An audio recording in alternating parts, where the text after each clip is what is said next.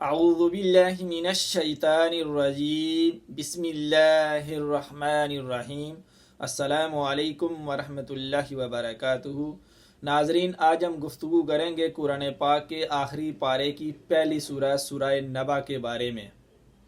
کفار اور منافقین نبی صلی اللہ علیہ وسلم پر بے شمار طنز و مذاق کرتے تھے، سوالات و جوابات کرتے تھے۔ ان بے شمار سوالات و جوابات میں ایک سوال جو زیادہ تر ان کے ہاں پایا جاتا تھا وہ تھا قیامت کے بارے میں، کب ہونی بھی ہے یا نہیں ہے، جب ہم مر کر ہڈیاں ہماری بوسیدہ ہو جائیں گی، ہم مٹی میں بالکل مل جائیں گے، تو یہ کیسے ممکن ہے کہ ہم دوبارہ اٹھائے جائیں گے۔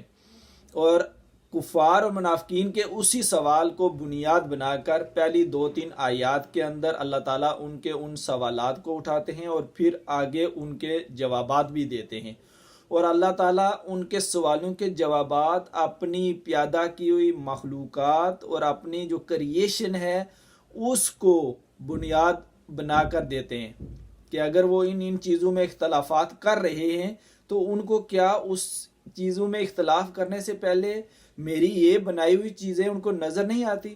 اور ناظرین، ہم آپ کو یہاں پر یہ بھی بتاتے چلیں کہ جو ہمارا آخرت کے بارے میں ایمان ہے، ہم یہ سمجھتے ہیں کہ جس بندے کا اور جس مسلمان کا آخرت پر یقین ہو جاتا ہے تو ایک سوال بھی باقی نہیں بچتا، بے شمار چیزیں ہماری بالکل خود بخود حل ہونا شروع ہو جاتی ہیں۔ آئیے چلتے ہیں آگے ہم اس سورہ کے بارے میں۔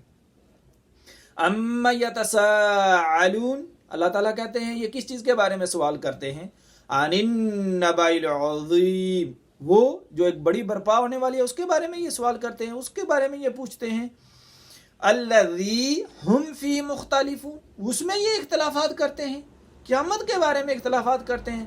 کلا سیعلمون، ہرگز نہیں، ان قریب یہ جان جائیں گے۔ ثم کلا سیعلمون، پھر اللہ تعالیٰ کہتے ہیں، دیکھیں ذرا زندگی کے ہمارے اپنی گفتگو جو ہوتی ہے، ہم بھی ایک دوسرے کو کہتے ہیں، کوئی بندہ اگر ہماری کسی بات پر یقین نہیں کرتا تو ہم اسے کہتے ہیں تم نہیں یقین کرتے تو نہ کرو، تمہیں آنے والے دنوں میں پتہ چل جائے گا۔ اللہ تعالیٰ بھی یہی کہتے ہیں ان قریب انہیں پتہ چل جائے گا۔ پھر اس کو دہراتے ہیں، نہیں یقین کرتے تو نہ کریں لیکن ان کو ان قریب پتہ چلنے والا ہے۔ آگے کہتے ہیں اب اللہ تعالیٰ ان کے اس سوال کو بنیاد بنا کر آگے اپنی تمام پیدا ہوئی کی چیزوں کی روشنی میں ان کا جواب دے رہے ہیں۔ کیسے؟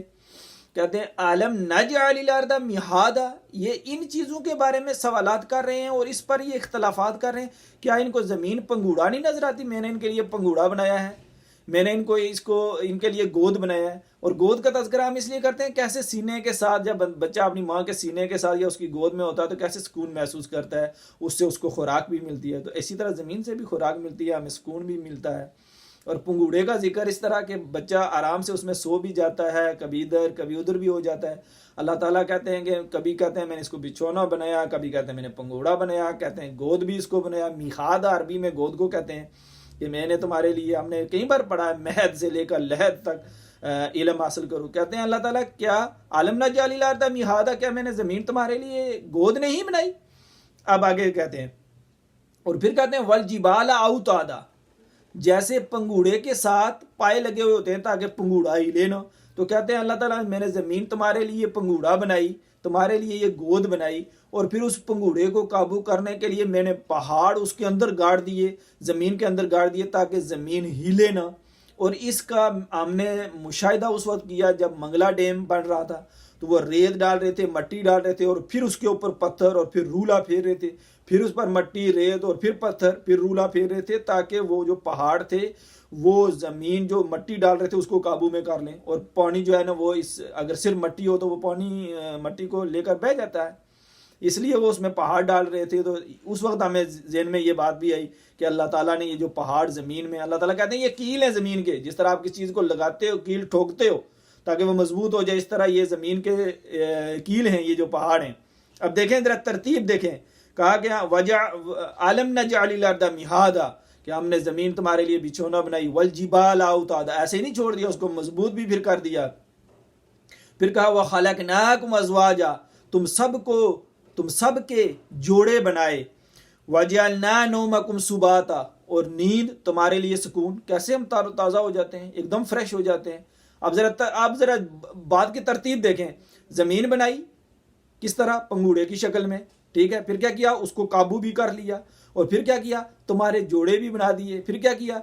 رات کو نیند کو تمہارے لیے سکون کا باعث بنایا۔ اب آپ ذرا دیکھیں، ازواجا، جوڑے کے بعد اللہ تعالیٰ کس چیز کا ذکر کر رہے ہیں؟ کیا کہتے ہیں؟ وَجَعَلْنَا اللَّيْلَ لِبَاسًا، اور رات کو تمہارے لیے پردہ پوش بنایا، جوڑا بنایا، نیند اس میں تمہیں دی، سکون حاصل کرو۔ اور پھر کیا کہا کہ تمہارے لیے رات کو پردہ پوش، جوڑے میاں بیوی کے تعلقات کو رات کے ساتھ ذرا جوڑیں، پردہ پوش بالکل واضح ہو کر رہ جائے گا، بالکل بات کلیئر ہو جاتی ہے یہاں پر۔ اور پھر رات کے ساتھ کیا کہا؟ وَجَعَلْنَا النَّهَارَ مَعَاشًا، اور پھر تمہارے لیے دن بنایا تاکہ تم اس میں معاش، اپنے بیوی بچوں کے لیے رزق تلاش کر سکو۔ اور صرف دن نہیں، آپ ذرا دن کے ساتھ آگے دیکھیں کس چیز کا ذکر ہو رہا ہے۔ وَبَنَيْنَا فَوْقَكُمْ سَبْعًا شِدَادًا، مضبوط قسم کے اوپر 7 آسمان تمہارے لیے بنائے۔ اور پھر صرف آسمان نہیں بنائے، پھر کیا کیا؟ وَجَعَلْنَا سِرَاجًا وَهَّاجًا، چمکتا ہوا، روشن، گرم سورج بنایا۔ کیسے سردیوں میں ہم اس کی جو دھوپ میں اپنے آپ کو محظوظ کرتے ہیں، لطف اندوز ہوتے ہیں، کہا چمکتا ہوا، کہا تاکہ تم اس کی روشنی میں دن کا جو ہے نا وہ معاش تلاش کر سکو۔ پھر کیا کیا؟ وَأَنزَلْنَا مِنَ الْمُعْصِرَاتِ مَاءً ثَجَّاجًا، موسلادھار بارش، آسمان بنایا، اس میں سورج، گرم سورج، تاکہ تمہیں سردیوں سے جو ہے نا وہ سردی سے بچائے، آسمان سے پھر بارش برسایا، اور بارش کے بعد آگے دیکھیں ذرا کیا کہتے ہیں اللہ تعالیٰ، لِنُخْرِجَ بِهِ حَبًّا وَنَبَاتًا وَجَنَّاتٍ أَلْفَافًا، اور پھر زمین سے، بارش کے بعد زمین سے گھاس اور دیگر کھانے پینے کے اور گھنے باغات تمہارے لیے اور تمہارے مویشیوں کے لیے اس میں رزق ہے، وہ تمہارے لیے بنایا۔ اب ذرا پیچھے سے تسلسل کو آگے لیتے جائیں آپ۔ کہا کہ یہ لوگ اس چیز کے بارے میں جو بڑی قیامت برپا ہونے والی ہے اس کے بارے میں اختلافات کرتے ہیں، کیا ان کو یہ نظر نہیں آتا کہ ہم نے زمین کو ان کے لیے پنگوڑا بنایا، پھر اس پنگوڑے کو مضبوط کرنے کے لیے تاکہ وہ اپنی جگہ سے نہ ہلے ہم نے پہاڑ بنائے، اور پھر کیا کہا کہ ہم نے تمہیں سب کو جوڑوں کی شکل میں پیدا کیا، نیند تمہارے لیے سکون کے طور پر بنائی، اور پھر کہا کہ جب جوڑا بنایا تو تمہارے لیے پردہ پوش کے طور پر رات بھی بنائی۔ اور رات بنانے کے ساتھ اللہ تعالیٰ نے پھر ذکر کیا کہ کہا کہ میں نے تمہارے لیے دن بھی بنایا تاکہ تم معاش تلاش کر سکو۔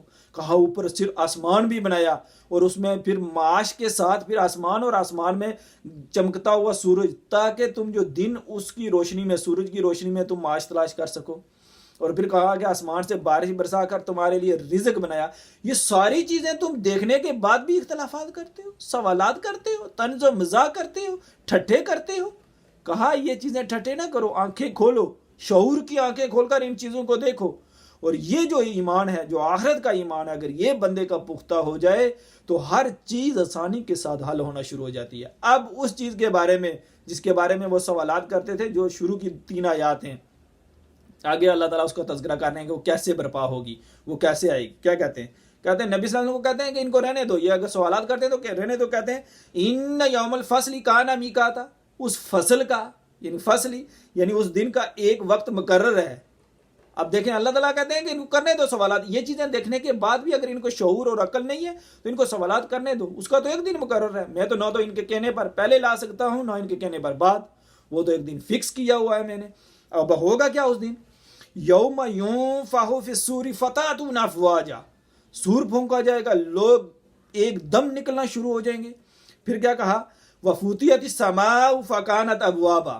اب پیچھے ذکر کیا تھا کہ میں نے تمہارے اوپر 7 مضبوط آسمان بنائے۔ اب کیا کیا؟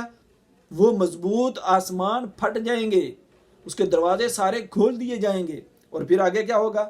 وسیرت الجبال فکانت سرابا۔ اب یہاں پر ایک نقطہ غور کرنے والا ہے۔ اللہ تعالیٰ یہاں کہتے ہیں کہ میں پہاڑوں کو باہر نکال دوں گا زمین سے، ان کیلوں کو باہر نکال دوں گا اور یہ پہاڑ چلا دوں گا۔ اب پہاڑ چلانے کے بعد ہم نے کئی بار سنا اور پڑھا ہے کہ جو زمین ہے یہ روز قیامت دنیوی اون کی طرح اڑ جائے گی۔ پہلے اللہ نے کہا کہ یہ پہاڑ جو میں نے اوتادا کیے ہیں یہ میخے ہیں تاکہ زمین کو ہلنے نہ دے۔ اب ظاہر ہے یہاں قیامت کے 2 روز جب پہاڑ نکل گئے تو باقی زمین کی کیا ہے؟ بالکل بات یہاں واضح ہو جاتی ہے کہ پھر زمین اور پہاڑ کی ویلیو پھر ہمیں سمجھ آتی ہے۔ اب جب پہاڑ نکلے اور زمین ساری دھویں کی طرح ساری غائب ہو گئی، اب اللہ تعالیٰ کہتے ہیں یہاں پر ان جہنم کانت مرصادا، جہنم گات میں ہے، تاڑ میں ہے، کہیں اس نے اپنا ٹھکانہ بنایا ہوا ہے. کن لوگوں کے بارے میں؟ للطاغین مآب لابثین فیہا احقابا، سرکشوں کا ٹھکانہ ہے، لانگ ٹائم، کوئی ڈیوریشن نہیں ہے، مدتوں پڑے رہیں گے. ان کو اختلاف کرتے ہیں، کرنے دو، یہ ساری چیزیں دیکھنے کے بعد بھی اختلافات کرتے ہیں، ان کو کرنے دو. وقت مقرر کیا ہوا ہے، جب وہ وقت آئے گا تو یہ اس میں جہنم میں مدتوں پڑے رہیں گے اور کچھ نہیں ملے گا کھانے پینے کو، صرف گرم پانی اور کھولتا ہوا. وہ آگے اللہ تعالیٰ ذکر کرے لا یذوقون فیہا بردا ولا شرابا، نہ کوئی ٹھنڈک اور نہ کوئی مزے والی چیز، نہ کوئی پینے کو ان کو ملے گا. اگر ملے گا تو کیا؟ الا حمیما وغساقا، کھولتا ہوا پانی، گرم پانی، پیپ والا پانی. کیوں؟ وجہ کیا ہے؟ جزاء وفاقا، یہ بدلہ ہے، جو وہ وفائیں، جو وہ حرکتیں، جو وہ کام، وہ جو اس طرح ٹھٹے طنز و مذاق کرتے رہے ہیں.